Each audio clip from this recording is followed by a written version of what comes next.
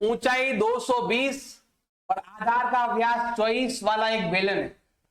एक बेलन है, इसकी ऊंचाई भी दे रखी है और आधार का व्यास भी दे रखा है, जिस पर इसके ऊपर और एक बेलन है, ऊंचाई भी दे रखी है और त्रिज्या भी दे रखी है। दो बेलन साथ में दे रखे हैं और बेलन के ऊपर बेलन दे रखे हैं। दो दो बेलन बनाने हमें। देखो भाई, एक बेलन तो ये रहा बेलन। ध्यान देना भाई, इसका कितना ऊंचाई दे रखा है? इसका ऊंचाई दे रखा है 220। कितना दे रखा है? 220। और इसका जो व्यास है, व्यास दे रखा कितना? 24। इसका व्यास दे रखा है 24। बताओ त्रिज्या कितनी आ गई? 24 का आधा कर दो तो ये हो जाएगी 12। इसके बारे में दे रखा है। अब इसके ऊपर एक और बेलन है, तो हम उसको भी लेते हैं। देखो ध्यान देना, सेकंड बेलन लेते हैं इसमें। यहां पर भी क्या है, एक बेलन दे रखा है। अब इसमें क्या लिखा हुआ देखो ध्यान देना, इसका जो ऊंचाई है वो कितना है? 60।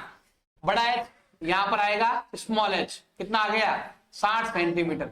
और इसका त्रिज्या दे रखा हमारे पास, कितना त्रिज्या है? 8। व्यास नहीं है, त्रिज्या ही दे रखा है, त्रिज्या हमने ले ली।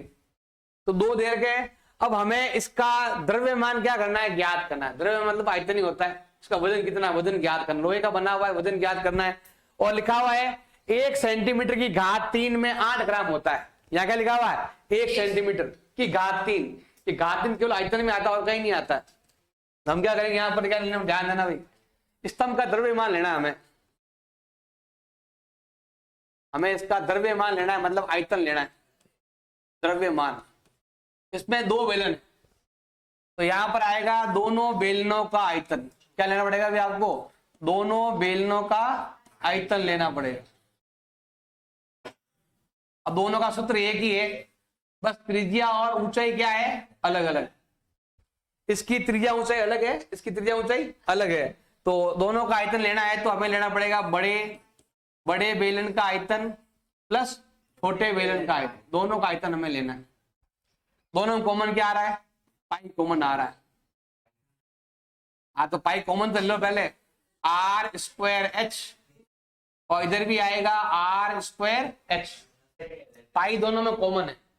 अब पाई का मान सवाल में पहले से ही दे रखा है 3.14, तो हमें यहां पर लेना है 3.14। अब बड़ा आर बड़ा एच ये लिखा हुआ है, कितना है? 12 इंटू 12 इंटू 220 प्लस छोटा कितना देर का है? 8 इंटू 8 इंटू 60। अब 3.14 है, और यहां पर हमें क्या करना पड़ेगा भाई? गुणा करना पड़ेगा।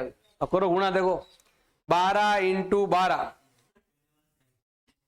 इंटू 220, ये होता है कितना? 31,680। और यहां पर 8 इंटू 8 इंटू 60 करोगे तो ये आता है 3,840। अब गुणा तुम करना वहां पर 3.14 को गुणा करना है। 12th के बाद कैलकुलेटर जा सकते हैं, 12th तक तो कैलकुलेटर अलाउ नहीं है। प्लस 31,680 कॉलेज में अलाउ है, कॉलेज में वहां ले जा सकते इंटू 3.14 गुणा करेंगे तो आएगा 111,532.8 सेंटीमीटर की घात 3। अब ये जो उत्तर आया है ये तो सेंटीमीटर में आया है, जबकि हमें कितने ये किलोग्राम में, ग्राम में, क्योंकि यहाँ लिखा हुआ है द्रव्यमान दे रखा है। अब ध्यान देना भाई, हमें यहाँ पर द्रव्यमान ज्ञात करना है। ये लिखा हुआ है 1 सेंटीमीटर की घात 3 में कितना होता है?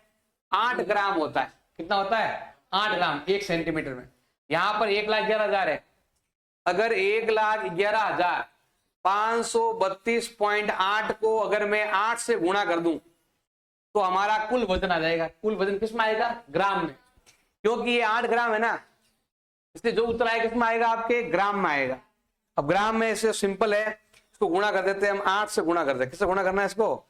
8 से। तो ये आने वाला है आपके 892 262.4।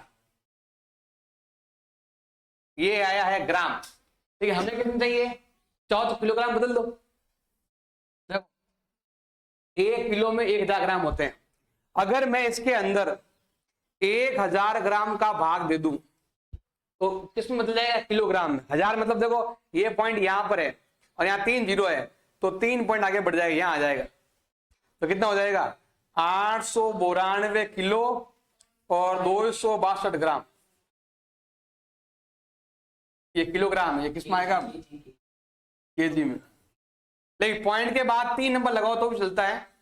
892 किलो वजन आएगा।